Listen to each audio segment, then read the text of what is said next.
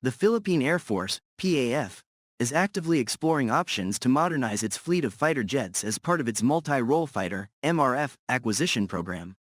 Among the contenders, South Korea's KF-21 Boramae, developed by Korea Aerospace Industries, KAI, has emerged as a strong candidate, alongside Lockheed Martin's F-16 Viper and Saab's JAS-39 Gripen EF. As the PAF continues to evaluate its choices, each manufacturer is aggressively promoting its aircraft with tailored offers to secure the contract.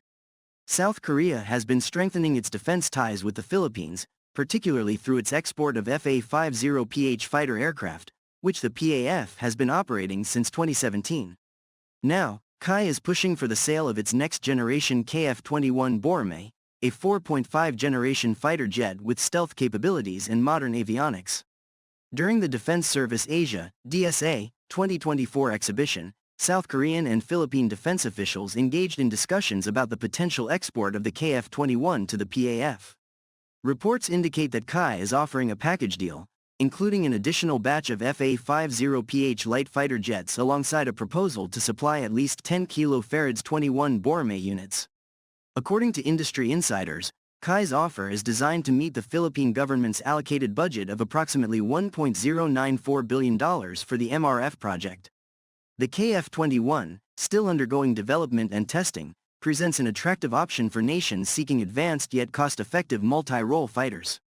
While the PAF has expressed interest in the KF-21, the aircraft's timeline for full operational deployment remains a concern.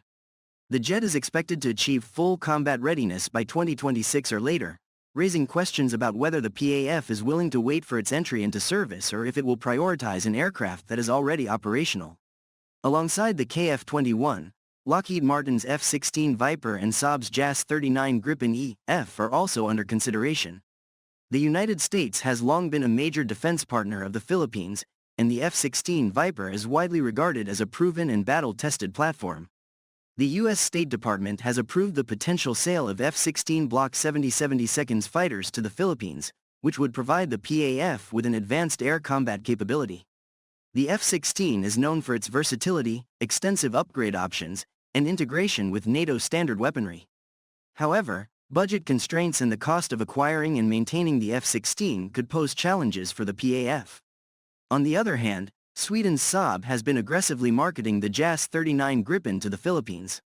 In August 2023, Swedish Ambassador Annika Thunborg met with Philippine Defense Secretary Gilberto Teodoro Jr. to discuss potential defense cooperation, including the sale of Gripen fighters. The Gripen EF is favored for its lower operational costs, high sortie rates, and ability to operate from short runways, making it a viable option for the PAF, given the country's archipelagic geography. Saab has previously supplied the Gripen to other Southeast Asian nations, including Thailand, which successfully operates a fleet of JAS-39C/D fighters. The company argues that the Gripen's affordability, fuel efficiency, and robust electronic warfare capabilities make it an ideal choice for the Philippines. The decision on the PAF's multi-role fighter acquisition will likely be influenced by several key factors, including budgetary constraints. The Philippines has set a specific budget for the program, and any aircraft acquisition must fall within its financial framework. The affordability of aircraft procurement and maintenance will play a crucial role. Operational requirements. The PAF requires a fighter jet that can effectively perform air defense, maritime patrol, and combat operations. The chosen aircraft must be compatible with the PAF's existing infrastructure and support capabilities. Geopolitical and defense alliances. The Philippines maintains strong defense ties with both the United States and South Korea, as well as growing partnerships with Sweden. Political considerations in defense agreements could impact the final selection. Delivery and readiness. While the F-16 and Gripen are combat-proven platforms, the KF-21 is still in development. The PAF must decide whether to prioritize immediate operational capability or invest in a future-oriented aircraft. With all these factors in play, the coming months will be critical in determining which fighter jet will secure the contract. Whether the PAF opts for the cutting-edge KF-21 Boramae, the battle-proven F-16 Viper, or the cost-efficient Gripen EF, its final decision will shape the country's air defense capabilities for decades to come. As the Philippine Air Force, PAF, continues its evaluation of potential multi-role fighter (MRF) acquisitions. The competition between the South Korean KF-21 Borame, the American F-16 Viper, and the Swedish JAS-39 Gripen intensifies. Defense analysts and aviation experts closely monitor the decision-making process, as the outcome will not only shape the PAF's future capabilities but also influence the country's defense strategy in the Indo-Pacific region. The acquisition of new fighter jets is a crucial step in modernizing the PAF, ensuring that the country can defend its airspace, protect its maritime interests, and respond to regional security threats. Given the Philippines' geographic location in the South China Sea, a region of increasing geopolitical tensions, the need for a capable air force has never been more critical. Each of the three contenders brings distinct advantages and trade-offs. While the KF-21 Borame offers next-generation capabilities, it remains in development. The F-16 Viper is a proven platform with strong U.S. backing, but it comes at a higher cost.